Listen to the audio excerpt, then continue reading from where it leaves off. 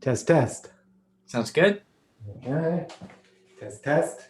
Sounds right. Test, test. Sounds good. Okay, good. And then let's do the old, what is this? Okay, audio. Tap, tap.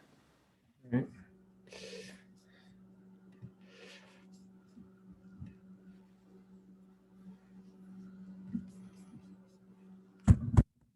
Tap, tap. Great. Okay, great. So I see we're on Facebook Live and we're recording. So join us at 8:20 tonight for Jenny. This is just a setup. Okay, thanks, Joe. Bye. See you later. Bye. Talk later. No, text later. Yeah, I'll check in before around 8. Okay. Sounds Yeah, good. thank you.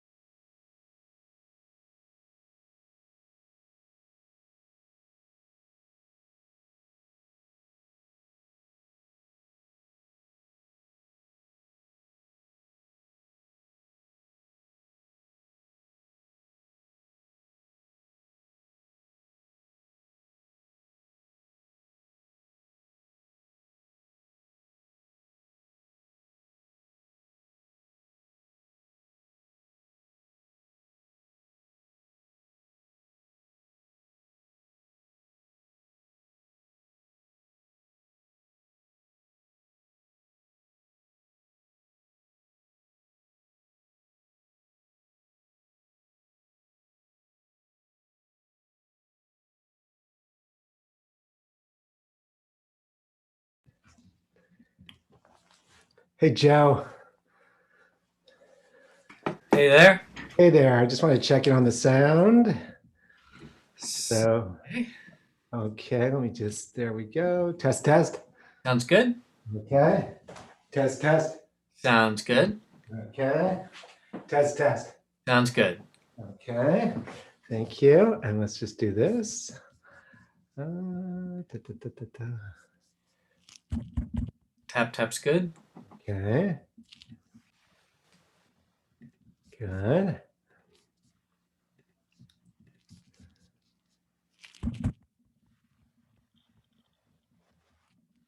Not hearing it now. Okay. Test, test, test. Test, test, test. Try one more time. You hear my voice? I hear your voice. Yeah. I hear the tap. Okay, thank you. Let's just do that. Okay, good. All right. Thank you, everybody, for joining me this evening. We'll be starting in just a minute with Jenny. And thank you for being here. Yay!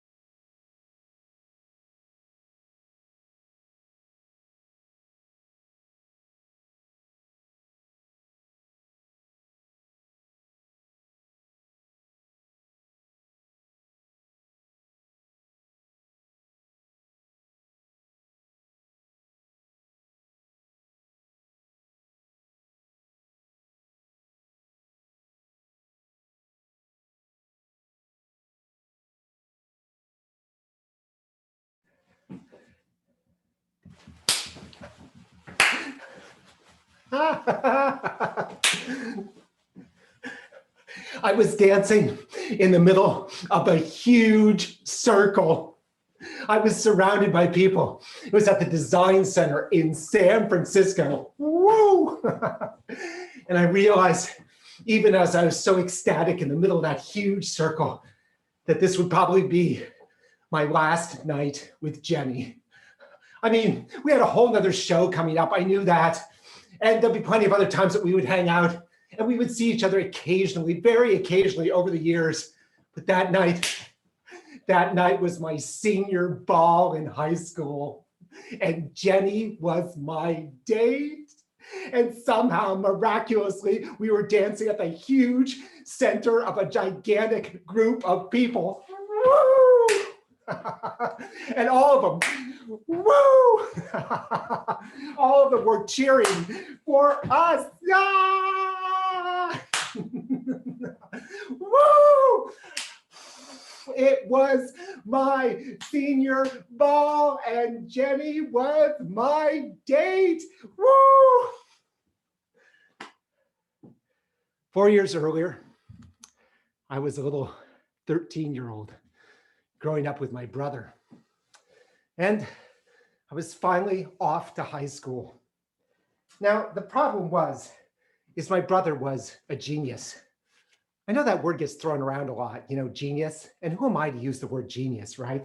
I mean, what am I, Albert Einstein, the Nobel Prize Committee? What do I know, genius? But he really was. When he was in grammar school, he was taking high school classes. When he was in high school, he was taking college classes. When he was in college, graduate school classes. And then it was like running labs when he got to college. He was really, really smart. Now, the problem was, I wasn't at all like him. I was just this little kid, just like this boring little kid. And that worried my parents because they thought that I should be a genius too, right? So they weren't that concerned though. I mean, the thing was that, well, frankly, I wasn't a big problem, right? I mean, I was a very obedient kid. I didn't do drugs. I didn't smoke. I didn't drink. I wasn't a criminal. I didn't hang out with the wrong crowd. I was just sort of quiet. I seemed happy, and they just took me as happy. And that's not a bad parental principle, right? If a kid seems happy, just treat him like happy, huh? But I wasn't a genius like my brother. My brother had his ticket in life. That was his smarts. He was an intellectual. He was independent. That was going to get him through life. And they weren't that confident about me because they just didn't know about me. So they made a big mistake. They turned my older brother into my mentor. He was the worst mentor of all time. He was terrible. The problem with him was he thought everybody in the world fell into two categories. His category, smart, a very small minority, and the rest of the world, stupid. That was like the vast majority. Like my little brother and my parents, they were all stupid. Now, the problem he had with me was I didn't fall into either category. I mean, I obviously wasn't smart like him. He was like a genius, right? But every time he tried one of his smart ass remarks on me, I came back with something even better. Sometimes he didn't even understand what I was talking about. So that just made me weird. And then he wanted to get revenge. He was like an abusive mentor, but not to a purpose, just, to be mean. I used to do my homework and take it in for him to look at, right? He wouldn't even look at it. He put it to the side and sit there. And I had to wait, one time half an hour while he sat there not looking at it. What a weirdo. So that was a complete disaster.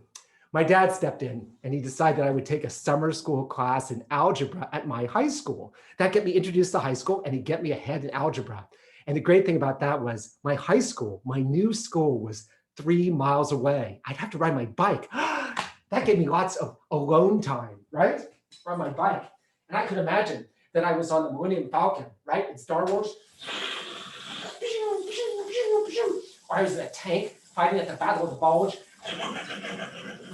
It was great, even more alone time. Problem was I always arrived everywhere really hot, so sweaty. It was hot in my town, but I loved being on the bike because it got me away from people, away from cars, away from everything, and I could escape. I didn't do so good when I got to school though, because I just wasn't a genius. I wasn't even like good. I couldn't even do algebra. I got off to a really bad start. The algebra teacher that summer's name was Fisher. And the first day, to be kind of friendly, he said, "Oh, we have a Fisher in here. Well, you're already in trouble, right?" And I went, I mean, what a bad way to start a summer. That sucked. But I got through it somehow. I never figured out what the X was. It always kept moving around. I couldn't keep up with the X. Then the regular school started.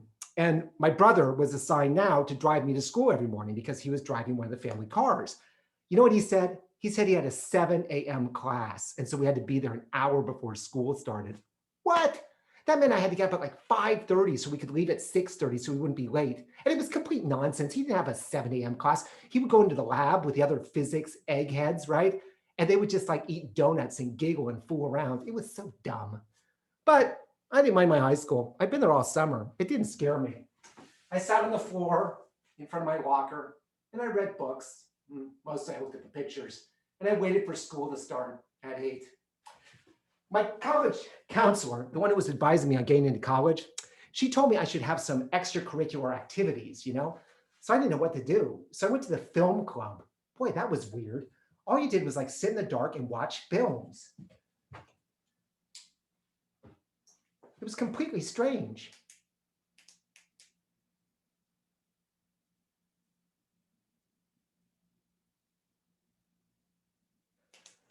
It was weird, and I couldn't see how it enhanced my college application. Then she told me I also had to take an elective. I didn't know what to take, but I decided to do drama because I'd done some plays in junior high, and I really kind of enjoyed myself when I was in front of an audience. Our first assignment was that great speech from Hamlet. Speak the speech, I pray you. We're all supposed to stand up on the stage in this huge theater. It sat 200 people. It was gigantic. And we had to do this speech. Speak the speech, I pray you, as I pronounced it to you, tripping me on the tongue. For if you mouth it, as many of your players shall do, I had as leaf the tongue, cry, spoke my lines. Of course, that's not how I did it. I did it like this. Speak the speech, I pray you, as I pronounced it to you. And the teacher went, louder, trippingly on the tongue. Lift your head up, for if you mouth it, as many of your players shall do. I was so shy. I was so needy. Nobody even really knew. They just thought I was quiet, that they could bring me out of myself. And worse than that, I was beginning to think it was okay to be that shy. Like I just sort of drift through life. Hopefully nobody would notice me. That was my attitude. I was dressed in clothes that would sort of disappear into the background, right? But something changed. In the spring, 2 things happened. My friend Paul came back from Washington, D.C. He'd been my best friend up until 3rd grade. And then his family moved to Washington, D.C. because his dad was in the FBI. How cool is that?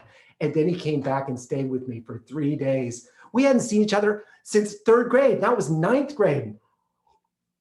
It was amazing because we were exactly the same. We developed on different sides of the country, exactly the same. We were into war and Star Wars and models. We went up to Phoenix Lake and ran all around the lake. And we went into the city on a bus and went to the big hobby store and bought little models of tanks. We stayed up all night talking. It was wonderful. It reminded me that even I fit in somewhere and that one day Paul and I would be in the same city and we'd be best friends again. And the other thing that happened that spring was spring. Oh, it was my first spring. I didn't even know what spring was until then. It filled my body. I felt like I belonged to everything, to every other thing in the world. And, I know it was adolescence and pubescence and, all those essence things. I know that. But I just felt like I belonged and I didn't care what the reason was. And it wasn't sexual. It wasn't like, there was like, of course, there was like sexual awakening. Yeah, I take my clothes off and I run around in the woods naked. Okay, yes, that was part of it. But it was mostly like just this great feeling of belonging. But the weird thing is that I just felt like I belonged to me. I didn't need anybody else. I would just be on my own the rest of my life. It'd be wonderful. It was fine. And so that summer of my 14th year, I entered it, blissfully isolated. And a part of me thought, maybe this isn't right, but who cares? I'd found my center. I could exist on my own. The new school year started and my brother went off to college. Thank God. I mean, wow, what a weirdo. That big brain of his, it filled our house. There was no room for any other personalities except his, right? And then he left. And suddenly I could be me, and my little brother could be him, and my parents could be my parents. 4 separate personalities. And we barely ever talked to each other. So it was perfect in this big old house. And we all existed together without ever acknowledging each other. And because he was gone, I didn't have a ride to school, which is actually great because I was back on my bike, which meant more adventures. Yes, I was a Jedi Knight about to blow up the Death Star. Every morning on the way to school. I always arrived exhausted, but that's okay. It was exercise. I was good. And that was the beginning of my sophomore year, that I discovered the library. I realized I could disappear into the library. I'd go in there at lunchtime, any period I had off, even on little 20-minute breaks, sometimes between classes. I'd go in and sit in the library. There's a table way back in the stacks in a section that I really liked, which had history books. And don't get me wrong, I wasn't a bookhead. I wasn't reading like Tolstoy and Dostoevsky or anything like that. I was just looking at pictures and books. That was enough for me. And I settled. I settled into my own little world. And then Jenny happened. Jenny was like a miracle. I don't know where she came from. I mean, I do know where she came from. Of course I knew where she came from, but she just blasted into my life and changed everything.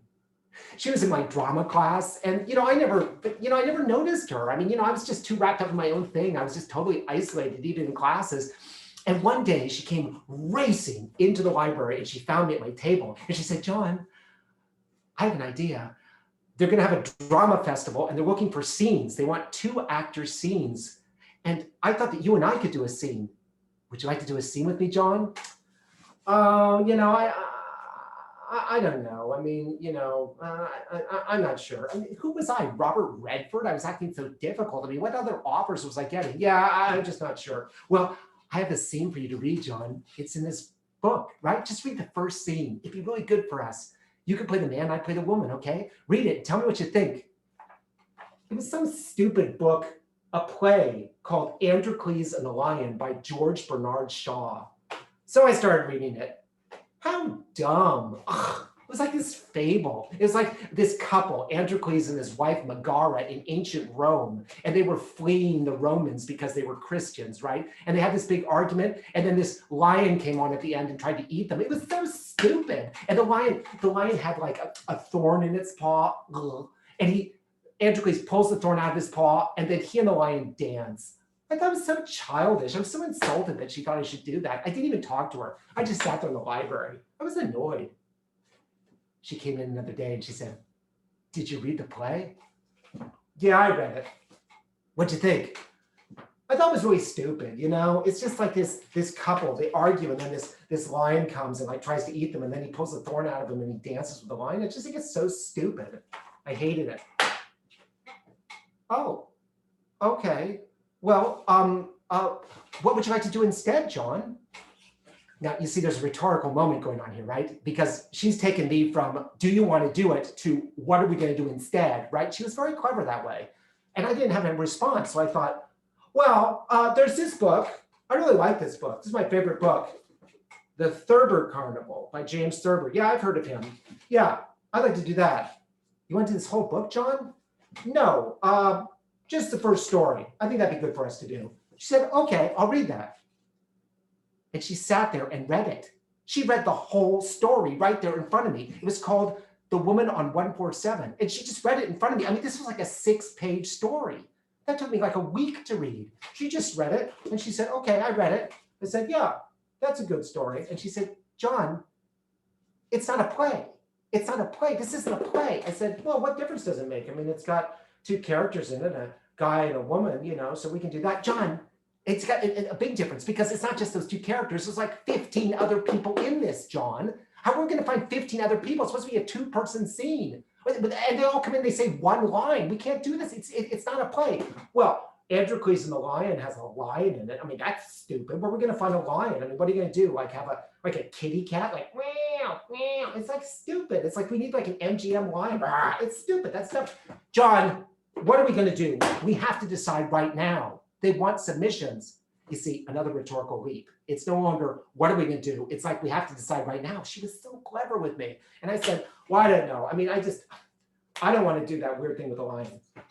Okay, John, what do you like about the woman on 147? What do you like about that James Thurber story? I think it's funny, you know. It's about this married couple who are arguing, and my parents are always arguing, and I think that's funny. John, Androcles and the Lion is about a married couple arguing. It's the exact same story. All we have to do is argue. It's the same thing, except it's a play. John, think about it. And she kind of overwhelmed me. She was like that. She was like a tsunami. She just, and I thought, well, why not? But you know what I really think I wanted to do? I wanted to wear a toga on stage. Now remember, this was the year of Animal House. And togas were huge because of that movie. Toga, toga, toga. So that night I went home and I designed my own toga for Androcles and the Lion. I was so excited, but I was very specific about the design of the toga. It had to be very specific because, of course, I didn't want to show any of my body. My body was totally underdeveloped. I had nothing to show. So I had to figure out how to bury everything. Now, it's something that people don't remember. But you know, you have to have really good tits to wear a toga. John Belushi had huge tits. That's why he succeeded in a toga, right? So I came up with this toga design, which was like totally trying to hide my nipples, you know, because I didn't want my nipples on stage and I had no chest. My body was like concave, not like John Belushi's big breasts with nice red nipples. And you know, it's like those old movies like Spartacus with Kirk Douglas and Laurence Olivier. They both have those big, you know, tits, and they're all like, look at my big tit, look at my big gym tit. Yeah, okay, look at my big, yeah, suck my big gym tit, suck it. I was like, I didn't like that. I wasn't gonna do that. So I designed my own toga, and we went into rehearsal. And Jenny was like kind of like our director as well. I mean, she was really on top of it, right? And she was always like, John, you've got to be louder. Nobody can hear you. John, it's an argument. Argue with me. John, would you look at me? Come on, John, come on. And she was really good at directing. It was kind of fun. And we also got a lion. This really good girl. She was like a senior and she drew like whiskers on her face and she went, rah, rah. I thought it was kind of stupid, but she was really good at it. If you had to have a lion, she was the best. And on opening night, I was completely unafraid. Yeah, I just went out there. It's hard to believe. Unafraid? It's like horrifying now. But then I didn't know better. And I went out on stage and they loved it. They absolutely loved it. They loved us arguing. They loved the togas. Toga, toga, toga. Oh, they adored the lion. The lion was a huge hit and they loved it. At the end, when I pulled the thorn out of the lion's paw, rah, rah, and then me and the lion danced. Da da da da da da da da da da da da da da da rah rah da da da da da da da da da. It was such a big hit. Everybody adored it. It was like the definition of taste. I was so impressed with Jenny. She found a fable. She knew that there had to be like animals in it because people love animals on stage. And we had to really go for it in the scene. It was great. It was like Jenny and George Bernard Shaw. They knew how to put on a play. Yes, they were masters of it. I was so impressed with her pulling that off. And the whole time I thought this was stupid. And it taught me a great lesson. It's not what you read in a script, it's what you can do with it.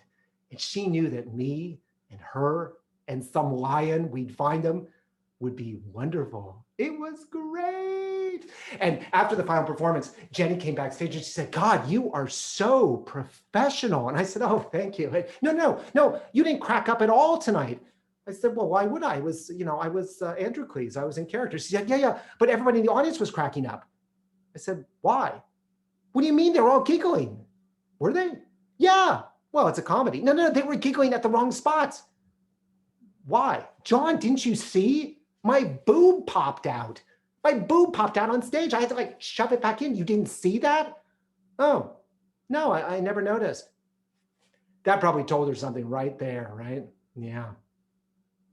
Anyway, it was wonderful.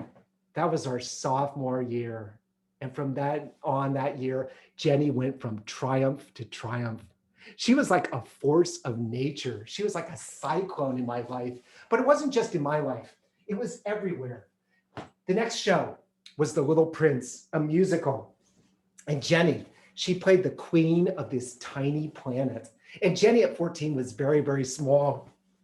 And she sat in this huge throne on stage, and she had this big crown on her head, and she was barely visible on this gigantic throne. And she gave out orders, but her orders were always like, yeah, you could do it. You just had to make sure that she gave the order. Like people would come to her and they'd be like, we want to start a revolution and overthrow the monarchy. And she'd say, well, you haven't asked yet. You have to ask. Oh, all right. We want to start a revolution and overthrow the monarchy. And then Jenny would say, with her big scepter, I order you to do so. And it was okay. She was great. A cyclone in my life and on stage. And then she fell in love with Brent. I mean, honestly, Brent was a junior. He was totally old. I was so annoyed. I mean, why couldn't she fall in love with me? Why couldn't I be her boyfriend?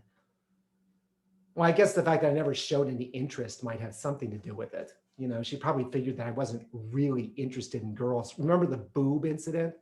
Yeah. Anyway, the real problem was, and the reason I hated it, is Brent was like a nice guy. He was like kind of cute, and he was tall, and he was super friendly, and that just made it more difficult. It drove me crazy, but I got over it. I was discovering theater. I was out of that library, and I was discovering theater. I wanted to know about everything. So that year I learned about lighting.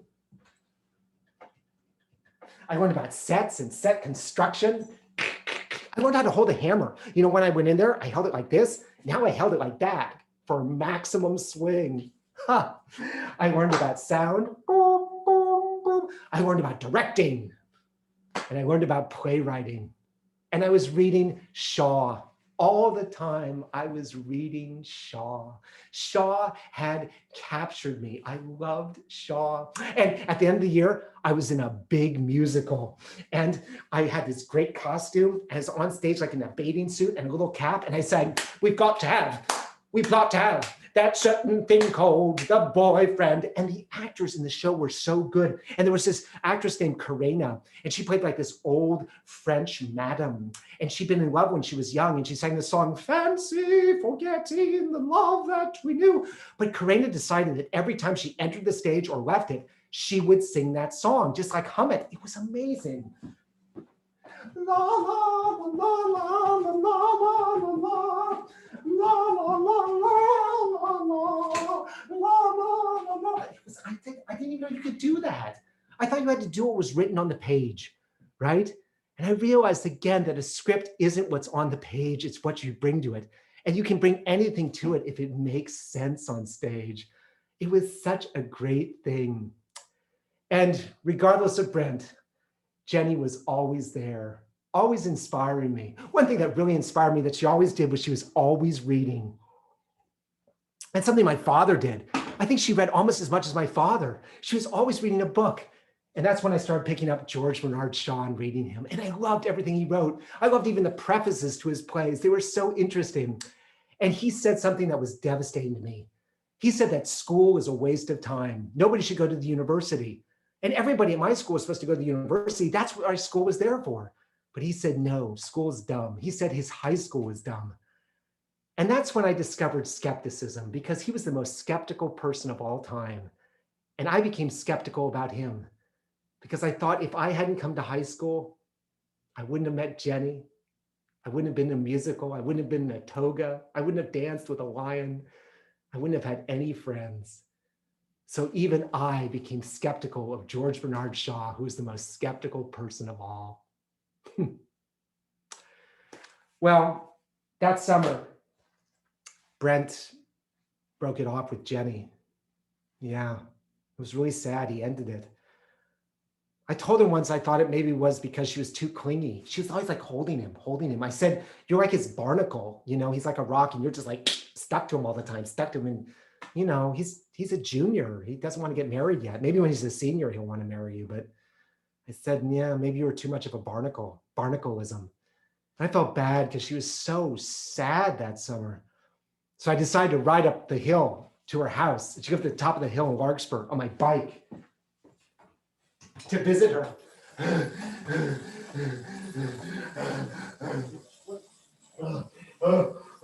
Oh my God. That hill. It was a killer. It was murder. But when I got to her house, it was like weird. It was a house like none I'd ever seen before.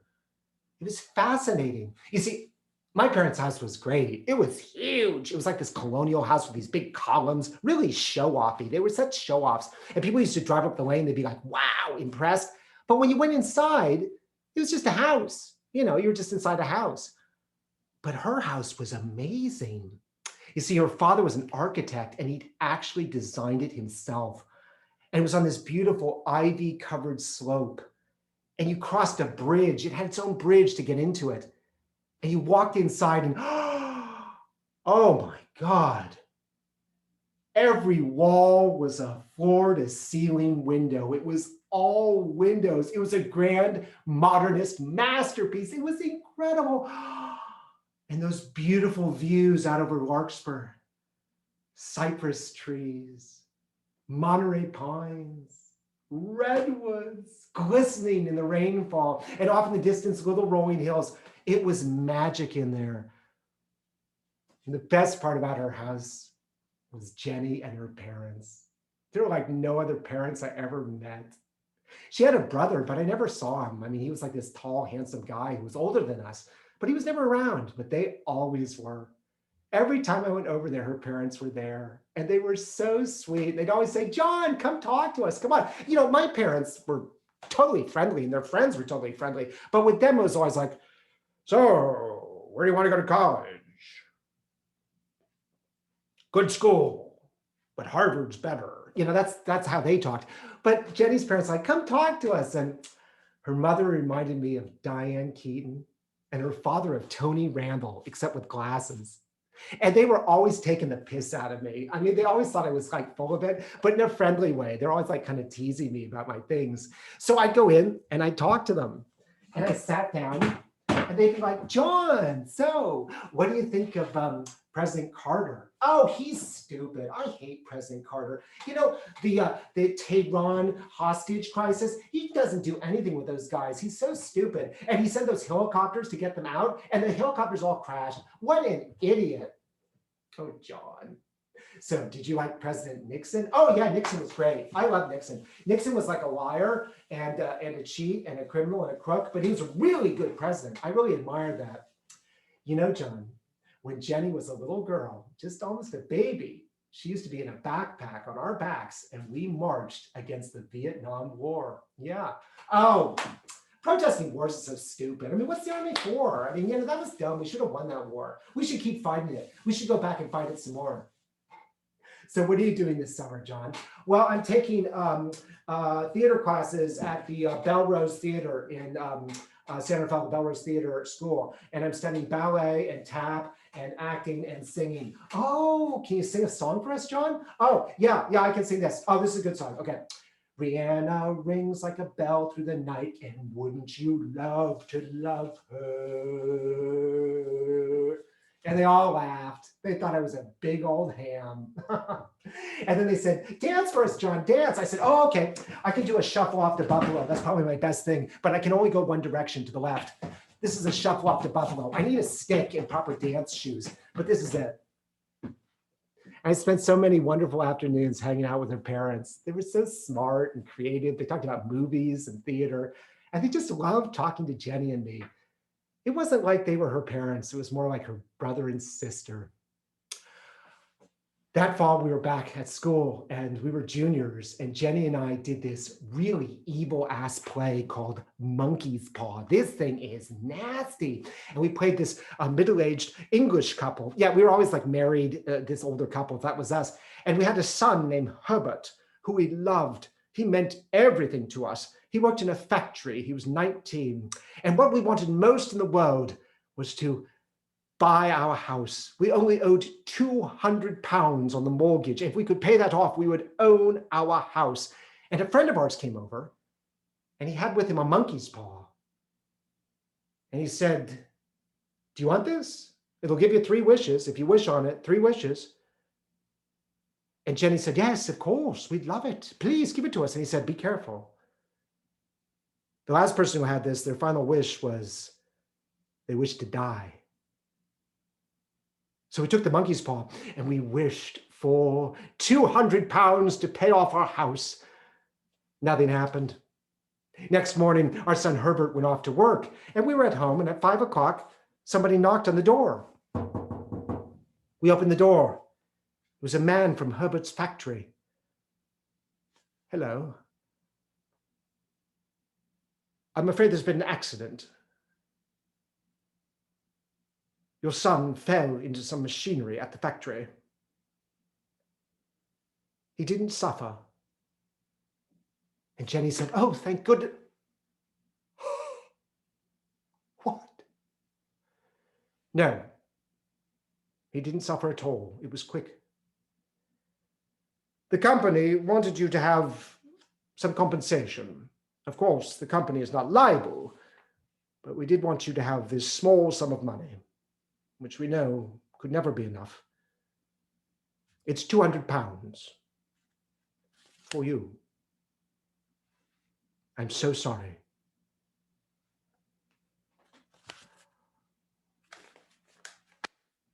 So the next morning, I went down to identify my son's body. And when I came home, my wife was crying. She said, "Where's the monkey's paw? Give me the monkey's paw." I said, "No. Why would you want the monkey's paw? It's evil. You know that now. I want him back. I want Herbert back. I want him back." And I pulled the monkey's paw out of my pocket, and she grabbed it from me and said, "No, no, no, don't. Don't, my darling. I just saw Herbert. He's horribly mangled. I couldn't even recognize him except for the clothing. That was the only way I could identify him. You don't want him back. Don't pray for him back. He'll come back mangled." She held the monkey's paw and she prayed for her son to be returned to her. Prayed. "I wish for his return. I wish for his return." And then we heard crunching footsteps outside the house. It was him. He was coming back. And then all of a sudden there was a knock on the door. And my wife ran to the door and she was undoing the locks. She was going to open the door. The knocking became more persistent as she worked the locks. She was working the locks. And I grabbed the monkey's paw and I said, "I wish for him to be dead. I wish for him to be dead and at peace." And she threw open the door. And there was nobody there. It was an empty lane. And Jenny let out a cry of horror and she collapsed on the stage.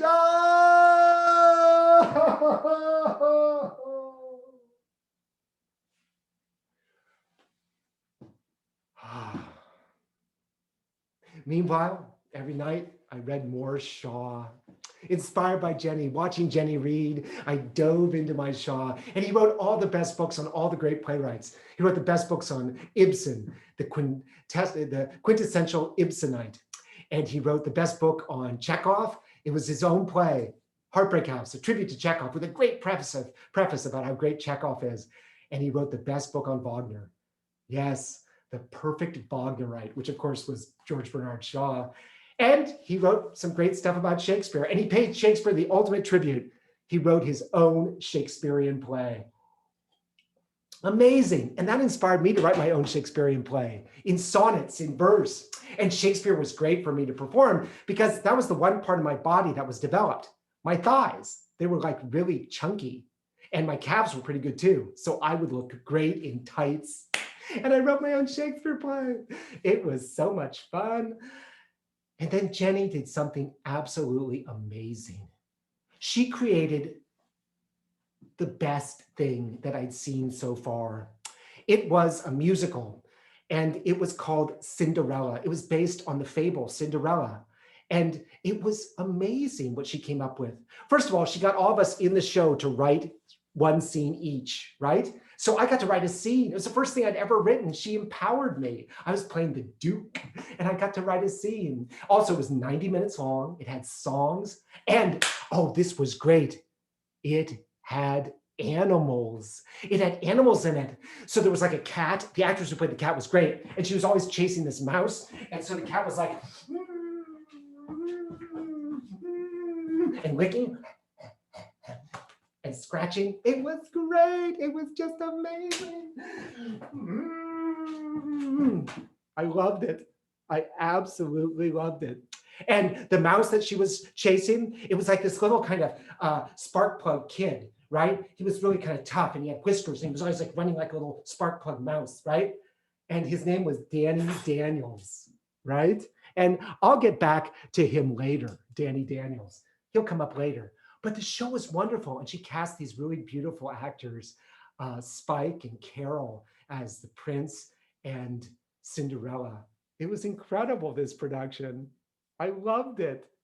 And the set was great. This kid, Jamie, designed this beautiful set. It actually rotated. It started out in the house where she lived with her evil stepsisters. The stepsisters were so evil. She lived with these evil stepsisters, and then it spun and became the palace.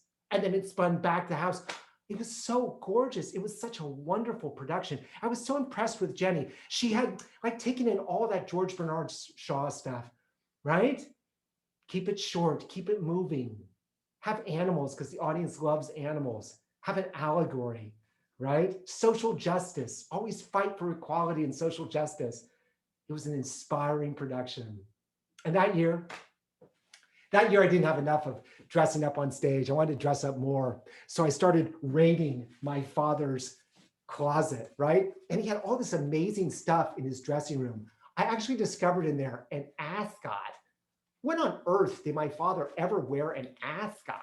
That was like for country gentlemen. He was like a Marin County gentleman. He was like a San Francisco attorney. He never wore an ascot. It was much too fruity-tooty for him. So I just stole it. And then my parents brought me back a red cardigan sweater from the Newport Yacht Club. They went down to LA for the weekend and they brought me back this sweater. I love this because I knew that if I wore it, anytime I walked in the room, everybody would notice John. My mother once asked me years later when I knew I was gay. And I told her, well, when you gave me the red cardigan sweater from the Newport Yacht Club, I told her, I thought you were trying to make me gay. I thought that was the purpose. I also wore my hat from that musical. Yes. Oh, I dressed for school every day. And then I discovered in my father's closet the most amazing thing. I didn't even know what they were called. I just found them in his closet. They were just sitting there. And I asked everybody, what's this? What's this? And one person said, oh, it looks like a tennis shoe. I said, no, but it's like a dress shoe. And another person said, oh, I think that's called a saddle shoe. I think you're wearing a saddle shoe. And I said, no, I don't think that's the name for it. You know who knew? Jenny's mom. She'd worked in the opera, at the opera house in the costume shop. She said what I was wearing were spectators. Da da da da da da da da da da da da da da da. And that's how I went to class. I couldn't even believe it. Always go to, sort of an affluent high school. You get teased a lot less for being like, this is how I went to class. It was as if I was going to play golf, All right, let's tee up. Here we go. Up, four, caddy, bring my clubs. Off we go. Tee after the 8th hole, I think. It was so much fun. And that spring, spring arrived, the best spring ever. I had friends, I was having fun, I was dressing up, I was full. That spring, we did this great play, Arsenic and Old Lace. And Jenny was wonderful in that. She played Aunt Abby, this old woman. And her performance wasn't condescending. She was very friendly. She didn't act all frail. And she was always serving people tea. And the tea had arsenic in it. Have some tea. And then she'd watch them die. Oh, she was so great at the black comedy. And I played her nephew, Jonathan Brewster. Jonathan Brewster, who's convinced that he is Teddy Roosevelt, charging up San Juan Hill in the War of 1898. Charge! Charge the blockhouse! Fire! Charge! I was charging all over the stage all evening. Wow, it was so much fun. And that year, Jenny was in the first flower of her adulthood. She was such an inspiration to me, and not like as a director. She was an inspiration as an example. Everything she did inspired me. That spring, when I was enjoying spring, loving spring, she started working. Yeah, in a bookstore, which was perfect. And I went in one day and she was sitting there behind the counter reading a book, and she put it down and she said, "Can I help you, sir?" She was such an inspiration to me. Wonderful. And I did musicals that spring and that summer. I was like dancing and singing all summer long. I had the best time. And then we started into our senior year. And I still dressed like I was on the golf links, off to play golf, like somebody from a Chiva story, but happy about it. And Jennifer was still sad.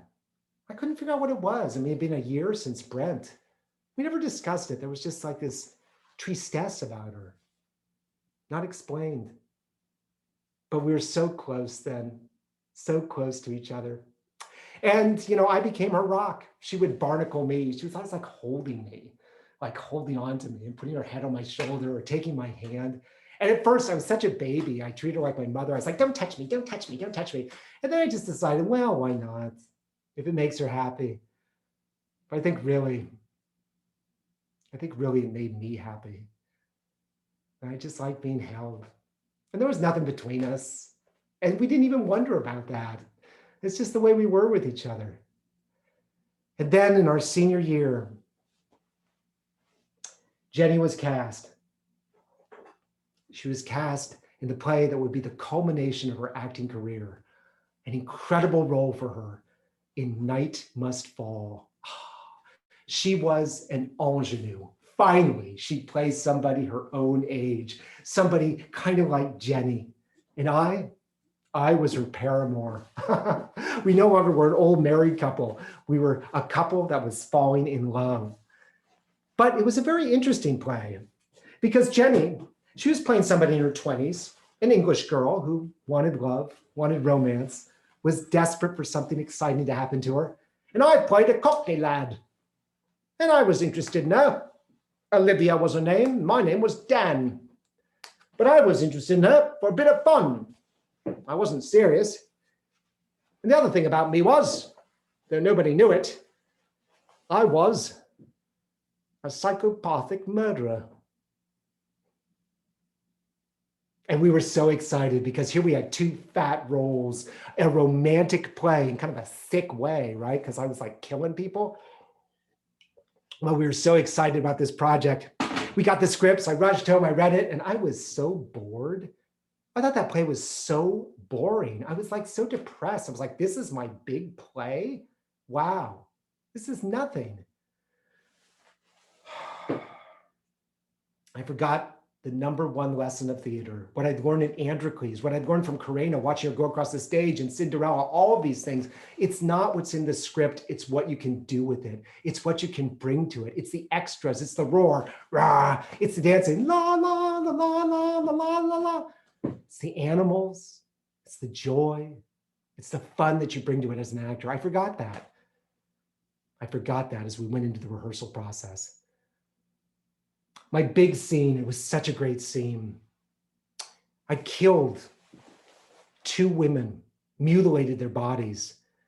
I was on stage cleaning up this house after this grisly murder, and Jenny came on stage. And I realized that I have to kill her because she knew too much. But that also liberated me because I said to her, wow, that was my big chance. I can tell you all about myself, can't I? I'm sick of hearing about how everybody's so clever all the time. I'm sick of it. I want to talk about how clever I am for a change. But I wasn't ready. I wasn't ready for opening night.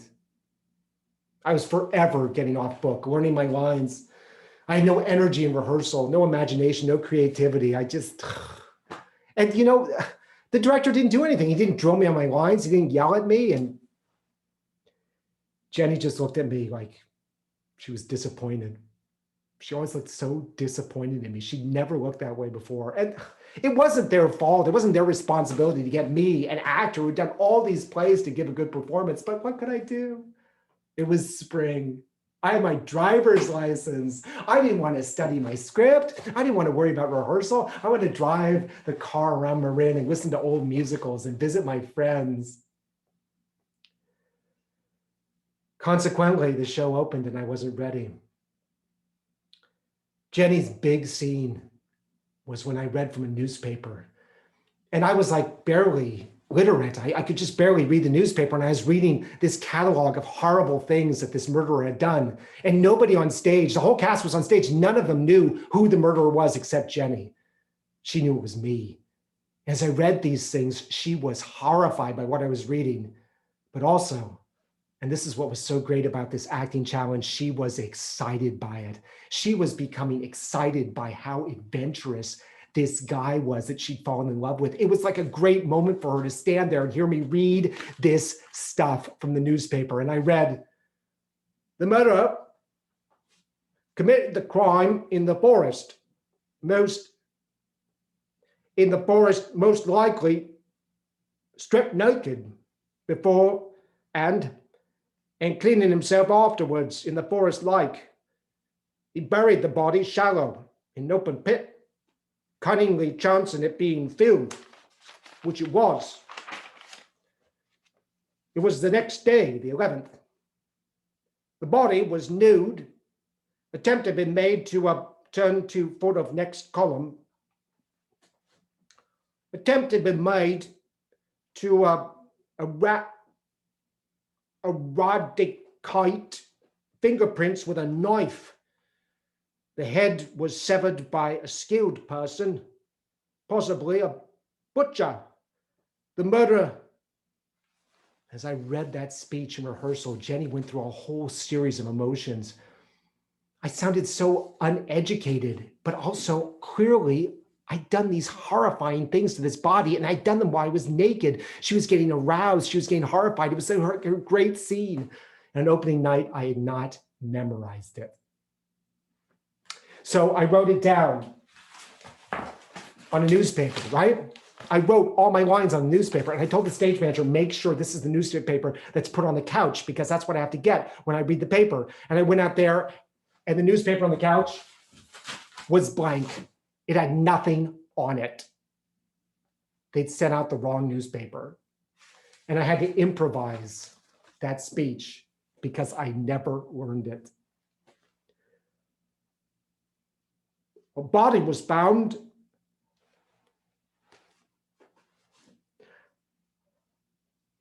It was dead. The body was buried. The killer is loose. I didn't give her any of the stuff she needed. The stuff about me being naked when I did it, about me cutting the head off, the fingers off, nothing. She had nothing to work with. Everybody on that stage was terrified. I could feel it. The whole cast was up there. They were all my friends. I loved every single one of them. And they were terrified of what was happening. And I could just feel it. They didn't know if I'd be able to go on. They didn't know if I'd be able to make it through. But I did. We kept going. And something else happened, and it was almost worse. The old woman who I was working for, who was going to be my next victim, right? She was sitting on this stage in her wheelchair eating chocolates, and it was late at night. It was dark. And there was a curtain in the middle of the stage that led to the hallway. And I snuck back into the house. The audience didn't see this. And I got behind the curtain. And when my cue came, I yanked the curtain open, and the audience screamed at the top of their lungs, "Ah!" And then everybody laughed because they thought it was so funny that they'd been so frightened by me. And I realized in that moment that the whole play could have been like that. It could have all been that terrifying. It could have been like this horrifying psychological thriller if I just learned my lines and committed and made it exciting for them. After the show, Jenny was mad at me. God, that hurt. The student I most admired in the world, probably the person I most admired at that point, she's so mad at me, so disappointed. I went home and I learned the speech, and the rest of the performances, I did it right. And she got her great moment on stage. You know, she was there at my first performance of a play. Yeah, Androcles and the Lion. And she made it happen. She had put me on stage. She forced me up there and made it happen and made me act. And there I was at her final performance in high school, and I had ruined it completely. Her last show.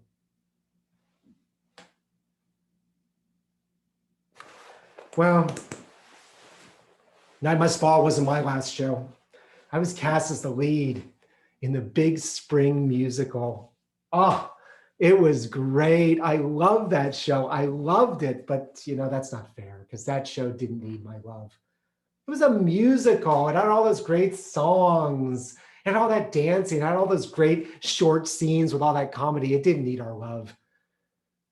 Plays need our love.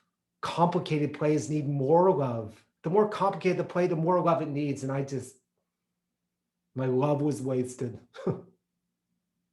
Jenny's parents came and saw the show, and they were so great. They were always so great when they came backstage. They were like, John, that was so much fun. That was wonderful. We really enjoyed that, didn't we? Oh, that was so cute seeing you up there singing and dancing like you studied. Yeah.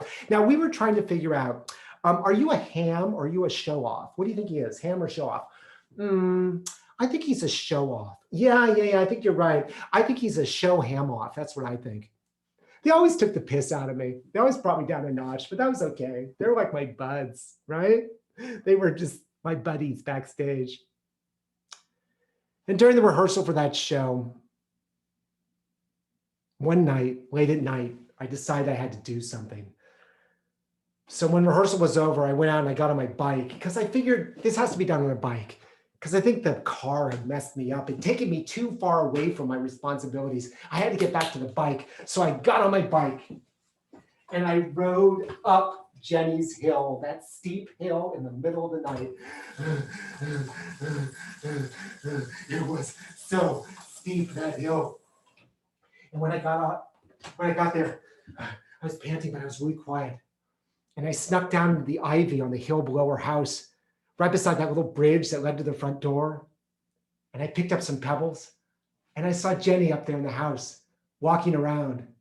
And I threw the pebbles up and I went, Jenny, Jenny. And she came to the window. She said, what are you doing down there? What are you crazy? You're gonna get me in trouble. Jenny, will you come to the senior ball with me? Will you be my date? Of course I will. You're crazy. You're just crazy. Great. I'm happy. I'm excited. Yay. Shh, be quiet. You're going to get me in trouble. You're not supposed to be here so late at night. Go home. Go home. Parting is such sweet sorrow. Good night. Well, she told everybody on campus about that. Every single person. The pitcher of the baseball team came up to me in the hall and he put his hand on my shoulder. He said, that was good. Good work. Very, very classy. I was so excited about the senior ball. It was going to be so much fun. And I wanted to wear a very special outfit. I really wanted to dress up. I didn't want to be all like crazy show-offy though. I wanted to wear something that was like, like classy, like good, right? And as we were getting ready, Jenny and I got even closer. We talked a lot about things we never talked about before. And she told me why she was so sad about things. It turns out her brother, he was adopted. He was an adopted boy. She told me about the day that her parents went to pick him up. She was 5 years old. She said they went to pick him up, and he was just like a few months older than her. And when they got him, this little boy, he just clung to her hand and he wouldn't let it go. He gripped it so hard. And she said from that moment forward, she was in love with him. She thought he was the most wonderful little boy ever. And the whole time he was growing up, she just adored him. And she always used to say to me, I think he's so handsome. He's such a good guy. But you know, he never fit in. He didn't do well in school. Her father was a scoutmaster and he didn't do well in scouts. He never fit into anything. And then when he got to high school, he got involved with kind of the wrong people. He started smoking marijuana. Yeah, and now marijuana is cool and it's fine, it doesn't matter. But then it was like a big deal. It was like a crime, right? And it kind of kept shoving him more and more on the outside, more and more away from everything. And he became more and more alienated. He started to stay away. And he wasn't going off to college. Like everybody else at our school, he wasn't going to go to college. And her parents were devastated by that because, like Jenny, they adored him. They thought he was like a prize sent from heaven, their responsibility. He enlisted in the army, which at the time was considered like this bad thing, like a letdown. But that was the one time where I was actually encouraging to them. I actually said to them, I said, imagine if you weren't here. You probably wouldn't have even done that. It's a good thing. See it as a good thing. It could be a career. Her family were going through that the whole time we were putting on these plays. And that's why she was so sad. I put together my outfit and I found in my father's closet a bunch of jewelry. And there was like this little castle. And I thought, oh, I'm going to wear some jewelry. My first bit of jewelry. I'll wear this little castle on my tuxedo. Great. It's wonderful. And I showed up to pick up Jenny, to take her out to dinner and then to the ball. And I walked in and Jenny's mom said, oh, you look so handsome. Come look at him. Come look at him. Come over here, look at him. And Jenny's father came over and said, oh, what's that? Oh, you're wearing an Army Corps of Engineer badge. Look at that. How creative. Oh, Jenny, he's wearing an Army Corps of Engineer badge. What? Where'd you come up with that idea? Army Corps of Engineer. So stupid. I had no idea it was Army Corps of Engineer. I actually think I did, but I thought nobody else was going to know this except me. I think that cured me of my jewelry craze. Thank God. My husband would kill me if I wore jewelry. I still think it's kind of cute, isn't it? It's like a castle and it's all gold. We went out to dinner and Jenny looked so beautiful. She's wearing a dress that she and her mother had made. She looked great. I was so proud to have her as my date. And we had a nice dinner. And then we got to the design center, right?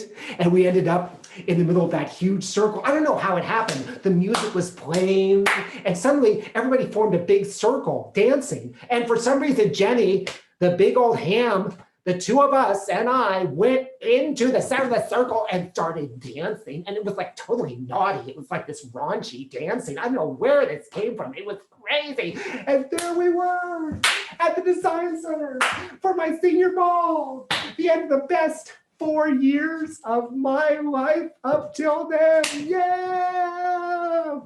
With Jenny, because of Jenny, she made it happen.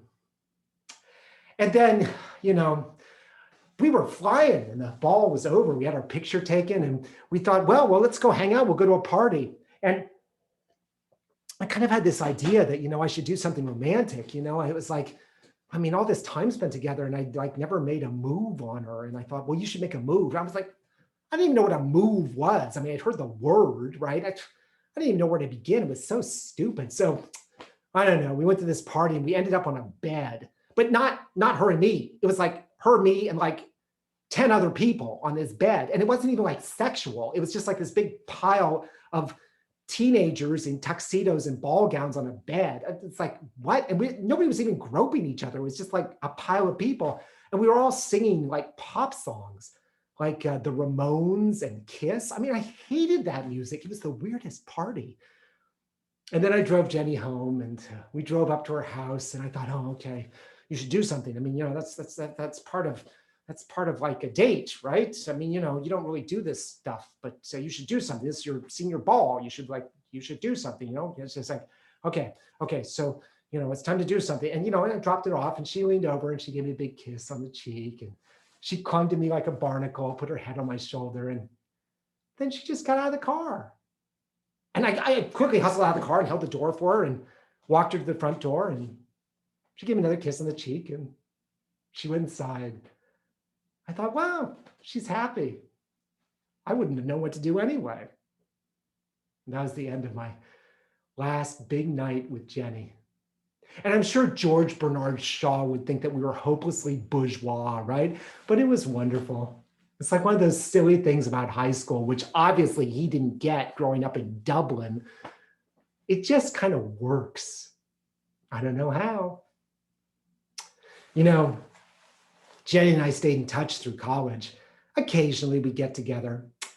And she came back from college and we both graduated and we were just sort of hanging out. And she told me that she'd had a 2-year relationship with Danny Daniels. The mouse, the little mouse that was always getting chased, in that play. And I was like, Danny Daniels? It was like Brent all over again. I was like, Danny Daniels? He was like a senior. He was like too old for you. I was like, really? And it was totally annoying because I totally liked him. He was like a bud of mine. Actually, that just made it worse. I was always jealous of her. I don't know why. It was incredible. A few years ago, she showed up at a play of mine, she and her husband, and they had with them the most beautiful daughter. I couldn't believe it. She was so sophisticated. She was exactly the age of me and Jenny when we left high school. And she was off to college. And she sat there in the audience drinking a beer at 18. I said, I'm the steward of this theater. This is illegal. And they all laughed. Her father is European, so it was okay. I was so impressed. Jenny, she made it happen.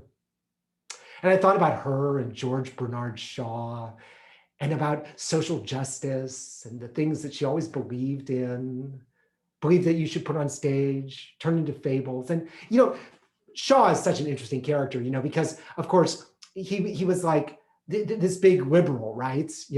And all of my idols were liberals, like Bertolt Brecht and Tony Kushner, but they also had money. They were like liberals with money, right? Like Tony Kushner has a condo and Bertolt Brecht was in East Berlin, but he had a whole bunch of money in Switzerland. And George Bernard Shaw lived with his mother until he was 29. So I always thought, well, you can admire these people, but take them with an ounce of skepticism, right?